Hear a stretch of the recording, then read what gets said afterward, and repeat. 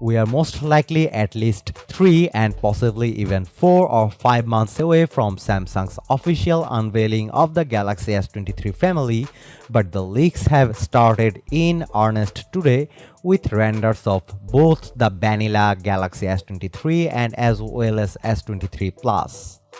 As you can see, the design is changing next year, even if these are still going to be eminently recognizable as Samsung's. On the back, there's no more camera island to speak of. Instead, each camera is housed in its own round protrusion. If you are thinking you have seen this before somewhere, of course you did. Samsung's very own Galaxy S22 Ultra had a very similar design.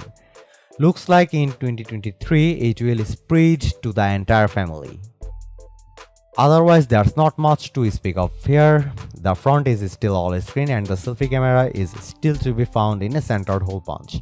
The Galaxy S23 Plus will however be marginally bigger than its predecessor, boasting the same size 6.6-inch screen but measuring 157.7 by 76.1 by 7.6 mm compared to 157.4 by 75.8 by 7.6 mm, which are the S22 Plus measurements. Rumor has it we should expect 25-watt charging support and the Snapdragon 8 Gen 2 or the Exynos 2300 at the helm.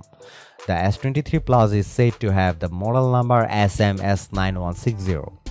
The S23 will keep the 6.1-inch screen size of its predecessor too, measuring 146.3 by 70.8 by 7.6 mm, once again marginally taller and wider than the model it will be replacing, which was the S22 that came in at 146 by 70.6 by 7.6 mm. Specs should be the same for the S23 as for the S23 Plus aside from battery capacity of course, which tipped to get a 5% increase, which means we could end up with 3900 mAh battery.